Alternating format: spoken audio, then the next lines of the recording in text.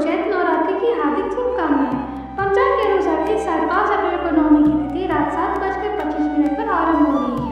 साथ ही इसका अंत 6 अप्रैल 2025 को रात 7:21 पर हो जाएगा। ऐसे में 6 अप्रैल 2025 को रामनवमी मनाई जाएगी। आप इस तिथि का कन्या पूजन के साथ साथ अपने व्रत का पालन भी कर सकते हैं। नवमी तिथि को कन्या पूजन का मुहूर्त होगा।